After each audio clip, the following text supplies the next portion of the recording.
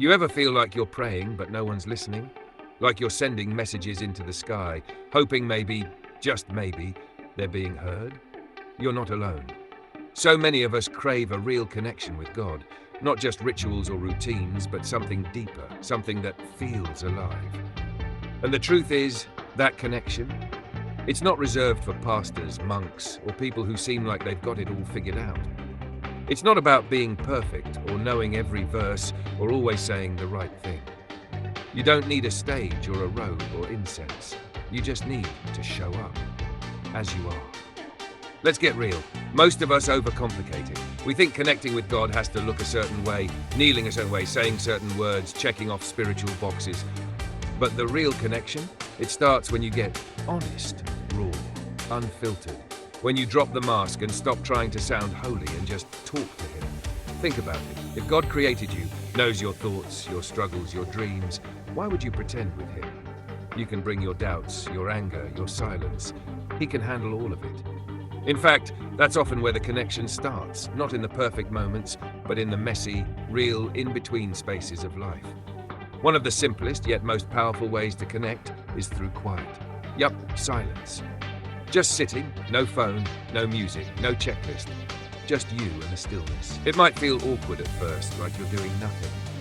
But trust me, in that space, something begins to shift. You make room to listen. Because connection isn't just about speaking, it's about being present. Another key, gratitude. Sounds cheesy, I know, but seriously, start your day just naming a few things you're grateful for. Doesn't have to be deep. I woke up, I have coffee, I'm breathing. When you shift your focus to what's already good, it opens your heart to see God in more places, in the little things, the daily rhythms, the moments you'd usually rush past.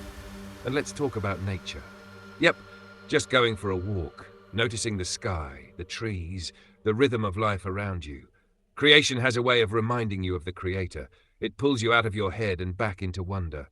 Sometimes the most spiritual thing you can do is just sit on the grass and breathe. Also, don't underestimate honesty in prayer. You don't need fancy language. Just tell God what's up. I'm tired. I'm scared. I don't feel you right now. These are real prayers, and they're powerful. God doesn't need your perfection. He wants your heart. You don't need to clean up to connect. You just need to show up.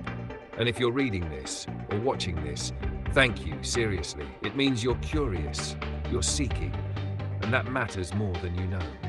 Most people float through life on autopilot, but you're pressing in, you're asking the big questions, and that's the beginning of something beautiful. So thank you for showing up, for caring, for wanting more. Let's not forget the role of people. You weren't made to walk this journey alone. Find someone to talk to about your faith, someone safe, someone real. Whether it's a friend, a mentor, or a group that gets together to ask honest questions, God often speaks through people. Don't isolate, connect. And if you've been hurt by religion or churches in the past, I see you. I get it.